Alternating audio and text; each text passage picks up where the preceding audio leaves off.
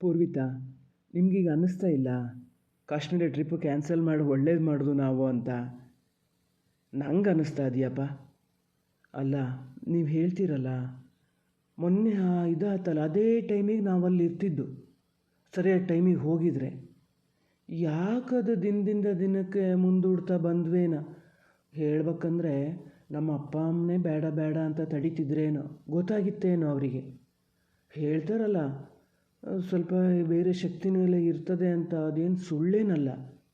ಅಲ್ಲಿ ಎರಡೆರಡು ಸರಿ ಹೊರಟ್ಕೊಂಡು ಅವ್ರು ಕ್ಯಾನ್ಸಲ್ ಮಾಡಿದ್ವಲ್ಲ ನಾವು. ದೇವರೇ ಕಾಪಾಡಿದ್ದು, ಸದ್ಯ ಇಷ್ಟ ಆತಲ್ಲ. ಅಪ್ಪ ದೇವರೇ, ಇಷ್ಟಕ್ಕೆ ನಿಲ್ಲಿಸಿದ್ರು ಸಾಕು. ಯಾರನ್ನು ನೋಡಿದ್ರು ನಮ್ಮ ಅಪ್ಪ ಅಮ್ಮ ಹೇಳಿದ್ದೇನು, ನಮ್ಮ ಅಪ್ಪ ಅಮ್ಮ ಮಾಡಿದ್ದೇನು ಅಂತಾರೆ. ಕೊನೆಗೆ ರಮ್ಯನ ಹಿಂದೆ ಹೋಗೋಕ್ಕೂ ನಮ್ಮ ಅಪ್ಪ ಅಮ್ಮನೇ ಹೇಳಿದ್ರೇನೋ, ಅವರಿಗೆ ಮನಸ್ಸಿತ್ತೇನೋ ಅಂತೇಳಿ ಅದನ್ನೇ ಮಾಡಿದ್ರೆ ಏನು ಮಾಡಲಿ ನಾನು? ಹೇಳಂಗಾರದಿಯಾ? ಇಲ್ಲ, ಆ ಥರ ಯೋಚನೆ ಮಾಡಲ್ಲ. ಈಗ ನೋಡೋಣ, ಸರಿ ಆಗಿರಲ್ಲ, ಅದನ್ನೆಲ್ಲ ತಲೆಯಿಂದ ತೆಗೆದು ಹಾಕಿನಿ ಅಂತ ಆದರೆ ಇನ್ನೇನು. ಏನು ಯೋಚನೆ ಮಾಡ್ತಿದ್ದೀರಿ ಪೂರ್ವಿತಾ? ಮತ್ತೇನಾದರೂ ಟೆನ್ಷನ್ನಾ? ಅದಕ್ಕೆ ಏನಾದರೂ ಫೋನ್ ಮಾಡಿದ್ರಾ? ಹಾಗೇನಾದರೂ ಇದ್ದರೆ ಹೇಳಿ, ನಾನು ಅದನ್ನು ಸಾಲ್ವ್ ಮಾಡೋಕ್ಕೆ ಟ್ರೈ ಮಾಡ್ತೀನಿ. ಯಾಕೆ ಸುಮ್ಮನೆ ನೀವು ಒಬ್ಬರೇ ಯೋಚನೆ ಮಾಡ್ತಿರ್ತೀರಿ? ಇಲ್ಲ ಇಲ್ಲ ರಾಕೇಶ್, ಆ ಥರ ಏನಿಲ್ಲ.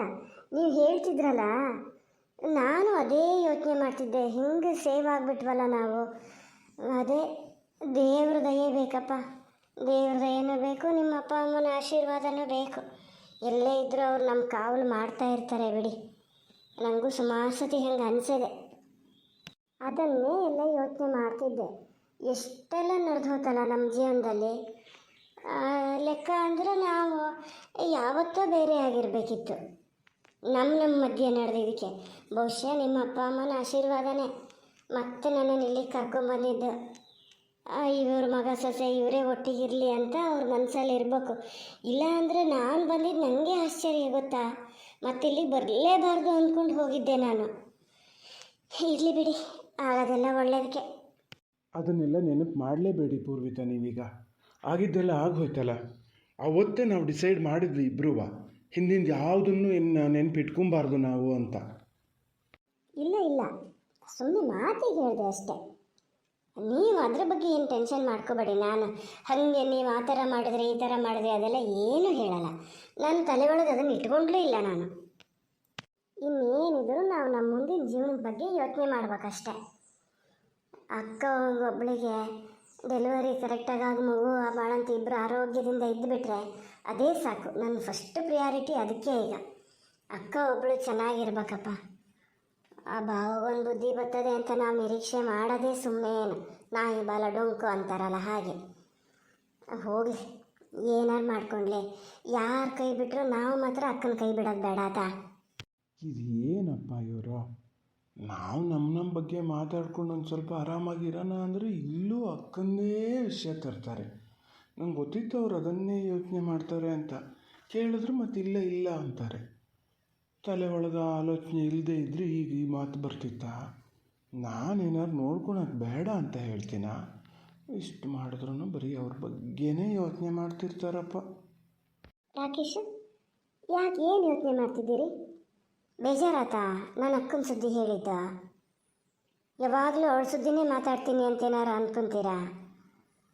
ನಾನು ಹೀಗೆ ನೆನಪಿಗೆ ಬಂತಲ್ಲ ಅದಕ್ಕೆ ಹೇಳಿದೆ ಅಷ್ಟೇ. ನಾವು ಈಗ ಅವಳ ಬಗ್ಗೆ ಯೋಚನೆ ಮಾಡಿದ್ರೆ ಅವಳು ನಮ್ಮ ಬಗ್ಗೆ ಯೋಚನೆ ಮಾಡ್ತಾಳೆ. ಈಗ ನಮಗಾರು ಯಾರದಾರು ಹೇಳಿ? ಇಲ್ಲಿ ಈ ಕಡೆಯಿಂದ ನೀವೊಬ್ಬರೇ, ಆ ಕಡೆಯಿಂದ ನಾನು ಅಕ್ಕ ಇಬ್ಬರೇ. ನಮಗೆ ನಾವೇ ಆಗ್ಬೇಕಲ್ಲ. ಹಾಗಾಗಿ ನಿಮ್ಗೇನಾದ್ರು ಪ್ರಾಬ್ಲಮ್ ಆಗಂಗೆ ಅಥವಾ ದುಡ್ಡು ಖರ್ಚು ಮಾಡೋಂಗೆ ಆ ಥರ ಎಲ್ಲ ಏನು ಹೇಳಲ್ಲ. ಸ್ವಲ್ಪ ಮಾರಲ್ ಸಪೋರ್ಟ್ ಇದ್ರೆ ಸಾಕಷ್ಟೇ. ಛೇ, ಅದ್ಯಾಕೆ ಹಂಗಂತೀರಿ ಪೂರ್ವಿತಾ ನೀವು? ದುಡ್ಡು ಖರ್ಚು ಮಾಡೋಕ್ಕಾದ್ರೂ ನಾನೇನು ಹಿಂದೆ ಮುಂದೆ ನೋಡಲ್ಲಪ್ಪ. ನಾವು ಯಾರ್ಯಾರಿಗೂ ಹೆಲ್ಪ್ ಮಾಡ್ತೀವಂತೆ ನಮ್ಮವ್ರಿಗೆ ಹೆಲ್ಪ್ ಮಾಡಿದ್ರಾಗದೇನೋ? ಇಲ್ಲಪ್ಪ, ನಾನು ಹಾಗೇನೋ ಅಂದ್ಕೊಳಲ್ಲ. ಯಾವತ್ತು ಬೇಕಾದ್ರೂ ಹೋಗೋಣ, ಏನು ಬೇಕಾದ್ರೂ ಸಪೋರ್ಟ್ ಮಾಡೋಣ, ನಾನೇನು ಬೇಡ ಅನ್ನಲ್ಲ. ಪಾಪ ಅವರು ಎಷ್ಟೆಲ್ಲ ಕಷ್ಟ ಅನುಭವಿಸ್ತಾರೆ ನನಗೂ ಗೊತ್ತಾಗುತ್ತಪ್ಪ. ಅನಿಲ ಹೇಳ್ತಿರ್ತಾನೆ ಎಷ್ಟು ಒಳ್ಳೆಯವರು ಅವರು ಅಂತ. ಈ ವಾಗೇಶಣ್ಣಗಂತೂ ಎಂಥದ್ದು ಗೊತ್ತಾಗಲ್ಲ. ನಾವು ಒಂದೊಂದು ಸತಿ ಯೋಚನೆ ಮಾಡ್ತೀನಿ, ಸುಮ್ಮನೆ ಅದಕ್ಕೆ ಅವ್ರನ್ನ ಬಿಟ್ಟು ಬಂದು ಬಿಡ್ಬೋದಾ ಅಂತ. ನಿಮ್ಮ ಅಪ್ಪಾಜಿ ಅಮ್ಮನ ಜೊತೆ ಇರ್ಬೋದು, ಇವರಿಗೂ ಜೊತೆ ಆದಂಗೆ ಆಗುತ್ತೆ, ಅವರಿಗೂ ನೆಮ್ಮದಿ ಇದ್ದಾರು ಇರ್ತಿತ್ತೇನೋ. ಇಲ್ಲಪ್ಪ, ನಮ್ಮ ಅಕ್ಕಂತೂ ಯಾವತ್ತೂ ಆ ಥರ ಯೋಚನೆ ಮಾಡಲ್ಲ. ಏನೇ ಆದರೂ ಅದಕ್ಕೆ ಗಂಡನ ಮನೆ, ಗಂಡನ ಅಪ್ಪ ಅಮ್ಮ ಇವ್ರ ಬಗ್ಗೆನೇ ಕನ್ಸರ್ನ್ ಜಾಸ್ತಿ. ಈಗ ಬಾಳಂತನಕ್ಕೆ ಬಂದವಳು ಏನು 1-2 ತಿಂಗಳಿಗೆ ನಾನು ಹೋಗ್ತೀನಿ ಅಂತ ಹೇಳ್ಬೇಕೇನೋ ಆ ಥರದವಳು. ನಾನೇ ಒಂದು ಪಕ್ಷ ಅವಳ ಪ್ಲೇಸಲ್ಲಿ ಇದ್ದಿದ್ರೆ ಈಗ ನೀವು ಹೇಳ್ದಂಗೆ ಮಾಡ್ತಿದ್ನೇನೋ. ಅವಳು ಹಂಗೆ ಮಾಡಲ್ಲಪ್ಪ. ಅದು ಬೇರೆ, ಈಗ ಒಂದು ಮಗುನೂ ಆತ ಅದೆಯಾ, ಅದನ್ನು ದೃಷ್ಟಿಗೆ ಇಟ್ಕೊಂಡು ಯೋಚನೆ ಮಾಡ್ಬೇಕಲ್ಲ. ಮಗು ದೊಡ್ಡ ಆದಮೇಲೆ ಅಪ್ಪ ಯಾರು ಅಂತ ಹೇಳೆಲ್ಲ ಕೇಳಿದಾಗ ಇವರನ್ನೇ ತೋರಿಸ್ಬೇಕಾ? ಹಾಗೆಲ್ಲ ಯೋಚನೆ ಮಾಡ್ತಾಳೆ ಅವಳು. ಅಲ್ಲ, ಒಂದು ಲೆಕ್ಕಕ್ಕೆ ಸರಿನೂ. ಏನು ಮಾಡೋಕ್ಕಾಗ್ತದೆ? ನಾವು ಏನೋ ಜಗಳ ಅದು ಇದು ಅಂತ ಮಕ್ಕಳಿಗೆ ಅನ್ಯಾಯ ಆದಂಗೆ ಆಗಬಾರ್ದಲ್ಲ. ಅವಕ್ಕೆ ಅಪ್ಪನೂ ಬೇಕು, ಅಮ್ಮನೂ ಬೇಕು. ಇಲ್ಲ ಪೂರ್ವಿತ, ಆ ಥರ ಎಲ್ಲ ಏನಾಗಲ್ಲ. ಹಿಂದೆಲ್ಲ ಹಂಗೆ ಆಗ್ತಿತ್ತೇನೋ. ಈಗ ಮಕ್ಕಳಿಗೂ ತಿಳುವಳಿಕೆ ಹೇಳಿದ್ರಾತಪ್ಪ. ಹೀಗೀಗೆ ಮಾಡ್ತಿದ್ರು ನಿನ್ನಪ್ಪ, ಅವ್ರ ಜೊತೆನೇ ಇದ್ದಿದ್ರೆ ನಿಂಗೂ ಈ ಜೀವನ ಸಿಗ್ತಿರ್ಲ, ಇನ್ನೂ ಕಷ್ಟ ಆಗ್ತಿತ್ತು, ಹಾಗೆ ಹಂಗೆ ಅಂತ ಹೇಳಿದ್ರು ಸಹ್ಯು. ಹೆಣ್ಮಕ್ಳು ಧೈರ್ಯ ಮಾಡಬೇಕು ಅಷ್ಟೇ, ಜೀವನ ಎದುರಿಸ್ತೀವಿ ನಾವು ಅಂತ. ಈಗ ರಮ್ಯ ಮಾಡಲಾ ಆ ಥರ? ಎಲ್ಲ ನಿಮ್ಮ ಕೊನೆಗೂ ತೋರಿಸ್ಬಿಟ್ರಲ್ಲ ನಿಮ್ಮ ಬುದ್ಧಿನ. ರಮ್ಯಾ ಇನ್ನೂ ನಿಮ್ಮ ತಲೆ ಒಳಗಿಂದ ಹೋಗ್ಲಾ? ಎಲ್ಲ 1-2 ದಿನ ಆಗಿತ್ತು ರಮ್ಯನ ಸುದ್ದಿ ಹೇಳೋದು ಬಿಟ್ಟು ಮತ್ತೆ ಶುರು ಮಾಡಿದ್ರೆ ಏನು ಮಾಡಿದೆ ಅದು? ಹಂಗಾರೆ ಏನು ಮೋಡಿ ಮಾಡ್ತದೇನೋ.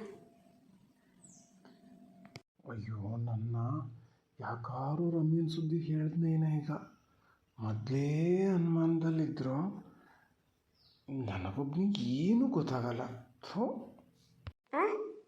ರಮ್ಯಾನ ಏನು ಮಾಡ್ಯಾರ? ರಮ್ಯಾ ಅಂತತ್ತಿ ನೀವು ನನ್ನ ಹತ್ರ ಮತ್ತೇನು ಹೇಳಲೇ ಇಲ್ಲ. ನಿಮಗೆ ಯಾವಾಗ ಗೊತ್ತಾಗಿದ್ದ? ಇಲ್ಲ, ಹಾಗೇನಿಲ್ಲ ಪೂರ್ವಿತ.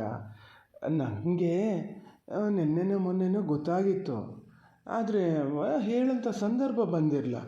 ಈಗ ಅದಕ್ಕೆ ಕಷ್ಟ ಎಲ್ಲ ಹೇಳಿದ್ರ ನೀವು, ಆವಾಗ ನೆನಪಿಗೆ ಬಂತು, ಅದಕ್ಕೆ ಹೇಳಿದೆ ಅಷ್ಟೇ. ಆಗಲಿ ಬಿಡಿ, ನಾನೇನು ಬೇಜಾರು ಮಾಡ್ಕೊಳ್ಳಲ್ಲ ನೀವು ರಮ್ಯನ ಸುದ್ದಿ ಹೇಳಿದ್ರಿ ಅಂತ. ಏನು ಮಾಡ್ಯಾರ ಅವರು? ಅವ್ರ ಥರ ಮಾಡಬೇಕು ಅಂದ್ರಲ್ಲ. ಅವಳೇನು ಮಾಡಲ, ಆ ಗಂಡ ಅದನಲ್ಲ, ಅವನು ಯಾವ ಥರದ ಮನುಷ್ಯನೇನ. ಬೇರೆ ಮದುವೆ ಆಗಿಬಿಟ್ಟ ಗೊತ್ತಾ. ರಮ್ಯನಿಗೂ ಹೇಳಿದ್ನಂತೆ, ಮದುವೆ ಆಗ್ತಿದ್ದೀನಿ, ಮದುವೆಗೆ ಬಾ ಅಂತ. ಇವಳೊಂಚೂರು ಅಪೋಸ್ ಮಾಡ್ಲಂತೆ. ಹೇಳ್ತಿದ್ದ ಅನಿಲ, ಇದು ಸ್ವಲ್ಪ ಏನಾದರೂ ಇವಳು ತಿರುಗಿ ಬಿದ್ದಿದ್ರು ಅವ್ನ ಕೆಲಸನೇ ಹೋಗ್ತಿತ್ತು, ಆ ಥರ ಏನಾದ್ರು ಮಾಡ್ಬೋದಿತ್ತು.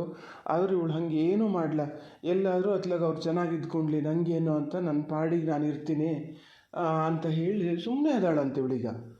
ಅವನು ಎಷ್ಟು ಧೈರ್ಯ ಇದ್ದರೆ ಮದುವೆಗೆ ಇವಳು ಕರ್ದನಂತಲ್ಲ. ನನಗೇ ಹಿಡ್ಕೊಂಡು 2 ಬಾರ್ಸನ ಅನ್ನಿಸ್ತಿಟ್ಟು ಬಂದಿತ್ತು. ಓಹ್, ಇದಾ ವಿಷಯ?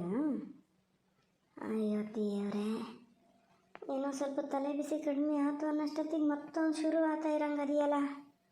ಹೌದಾ? ಇರಲಿ ಬಿಡಿ, ಮದುವೆ ಆದ್ರೆ ಆಗಲಿ. ಇದ್ದು ಏನಿದ್ರು ನೀನು ಚೆನ್ನಾಗಿ ನೋಡ್ಕೊತಿರ್ಲಲ್ಲ. ಎಲ್ಲೋ ಇದ್ದು ಮತ್ತೆ ಜಗಳ ಮಾಡ್ಕೋತಾ ಇರೋದಕ್ಕಿಂತ ಸುಮ್ಮನೆ ಮದುವೆ ದೂರ ಹೋಗೋದೇ ಒಳ್ಳೇದಮ್ಮ. ಇವರು ಈ ಮಗುನ ಚೆನ್ನಾಗಿ ನೋಡ್ಕೊಂಡಿರ್ಬೋದು. ಇವರೇನಾರು ಬೇರೆ ಮದುವೆಗಿದ್ವಿ ಆ ಥರ ಅಂತ? ಇಲ್ಲಪ್ಪ, ರಮ್ಯಾ ಆ ಥರದವಳು ಅಲ್ಲೇ ಅಲ್ಲ. ಬೇರೆ ಮದುವೆನೂ ಆಗಲ್ಲ, ಏನೂ ಆಗಲ್ಲ. ನನ್ನ ಮಗುನ ನಾನು ಸಾಕ್ತೀನಿ, ಒಳ್ಳೆಯ ವಿದ್ಯಾಭ್ಯಾಸ ಎಲ್ಲ ಕೊಡ್ತೀನಿ ಅಂತೇಳಿ ಹೇಳ್ತಾಳಂತವಳು. ಅಲ್ಲ, ಅವಳಿಗೆ ಏನು ಕಡಿಮೆ ಇಲ್ಲ, ಬೇಕಾದಷ್ಟು ಉಂಟಲ್ಲ, ಸಾಕ್ಬೋದು.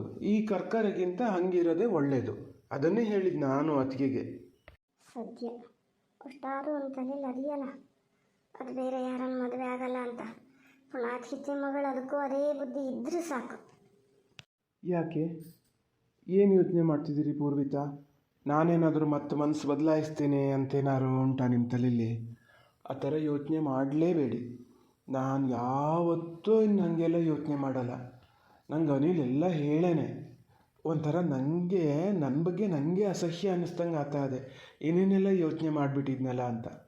ಆವಾಗ ಯೋಚನೆ ಮಾಡಿದ್ದು ಹೌದು, ನಾನೇನಲ್ಲ ಅಂತ ಹೇಳಲ್ಲ. ಆದರೆ ಈಗ ಮಾತ್ರ ನಾನು ಆ ಥರ ಇಲ್ಲ. ಆ ಥರದ ಆಲೋಚನೆಯೇ ಇಲ್ಲ ನನ್ನ ತಲೆಯಲ್ಲಿ. ನೀವೇನು ಟೆನ್ಷನ್ ಮಾಡ್ಕೋಬೇಡಿ ಆಯ್ತಾ? ಇಲ್ಲ ರಾಕೇಶ್, ನಾನು ಆ ಥರ ಎಲ್ಲ ತಲೆ ಏನು ಕೆಡಿಸ್ಕೊಳಲ್ಲ. ನೀವು ಯೋಚನೆ ಮಾಡಬೇಡಿ. ಈಗ ನಿಮಗೆ ಮನಸ್ಸಲ್ಲೇ ಹೆಂಗೆ ಒಂಥರ ನೀವು ಗಿಲ್ಟ್ ಫೀಲ್ ಇದೆಯಾ, ನಾನು ತಪ್ಪು ಮಾಡಿದೆ ಅಂಥೇಳಿ ನನಗೂ ಹಂಗೆ ಅನ್ನಿಸ್ತದೆ. ನಾನೇ ಸ್ವಲ್ಪ ದುಡುಕ್ಬಿಟ್ನೇನೋ ಆವಾಗ. ನಿಧಾನದಿಂದ ಇಲ್ಲೇ ಕೂತು ಮಾತಾಡ್ಕೊಂಡಿದ್ರೆ ಎಲ್ಲ ಸರಿ ಆತಿತ್ತು ಬಿಡಿ. ಮತ್ತೆ ಅದು ರಿಪೀಟ್ ಆಗೋದು ಬೇಡವೇ ಬೇಡ. ಹಿಂಗಾರು ಮಾಡಿ ವಿಷಯ ಡೈವರ್ಟ್ ಮಾಡ್ಬೇಕೀಗ. ಅಲ್ಲ ರಾಕೇಶ, ಅವತ್ತು ಭಾವ ಎಂಥದ್ದು ಹೇಳ್ತಿದ್ರು, ಕಾಯಿ ಸಿಪ್ಪೆ ಎಲ್ಲ ಅಲ್ಲೇ ಹಾಕಿರಿ ಅಂತೇಳಿ, ಅದು ಇದೆಯಾ? ಇಲ್ಲಿ ತನಕ ಕ್ಲೀನ್ ಮಾಡೋಕ್ಕಾಗಲ್ಲ ಅವನಿಗೆ. ಒಂಚೂರು ಹೇಳಬೇಕಿತ್ತು ನೀವು. ಇಲ್ಲ ಇಲ್ಲ, ಇದು ಅದಲ್ಲ. ಇದನ್ನು ಕ್ಲೀನ್ ಮಾಡಿ ಅವರೆಲ್ಲ ಮೂಟೆ ಕಟ್ಕೊಂಡು ಮನೆಗೆ ಹೋಗಿ ಏನು ಸುಟ್ಟು ಹಾಕುವ ಆತೇನ. ಇದು ಮತ್ತೊಂದು ಸರಿ ಇದು ಮಾಡಿದ್ದು ಆತದೆ. ಈ ಮನೆ ಅಂಗಳ ಜಗಳಿ ಹಿಂಗೇನಾರು ಅಂದ್ರೆ ಕಸ ಕಡ್ಡಿ ಇರಬಾರ್ದು ಅಂತ. ತೋಟ ಅಂದಮೇಲೆ ಆ ಥರ ಎಲ್ಲ ಇದ್ದೇ ಇರ್ತದೆ. ನಿಮ್ಮ ಅಪ್ಪಾಜಿನೇ ಹೇಳ್ಯಾರ ಅವತ್ತು, ಅವ್ರು ಹೇಳ್ತಾರೆ ಅಂಥೇಳಿ ನೀವೇನು ತಲೆ ಕೆಡಿಸ್ಕೊಬೇಡಿ ಅಂದಾರೆ. ಅದು ಹೌದು ಬಿಡಿ. ಅವ್ರು ಸುಮ್ಮನೆ ಕೊಚ್ಕೊಳಕ್ಕೆ ಏನು ಕಡಿಮೆ ಇಲ್ಲ. ಅವ್ರ ಮನೆ ತೋಟ ಇನ್ನು ಹೆಂಗೆ ಇಟ್ಕೊಂಡಾರೇನ, ಅದು ಈಗ ಗುಂಡು ಬರೋಕ್ಕೆ ಹೋಗಿ ಸ್ವಲ್ಪ ಕ್ಲೀನ್ ಅದೇನ, ಬೇರೆಯವ್ರಿಗೆ ಹೇಳ್ತಾರೆ. ಹೇಳಿದ್ರೆ ಹೇಳ್ಕೊಂಡ್ಲಿ ಬಿಡಿ, ನಾವೇನು ತಲೆ ಕೆಡ್ಸ್ಕೊಳೋದು ಬೇಡ. ಈಗ ಹೋಗೋಣ ಮನೆಗೆ.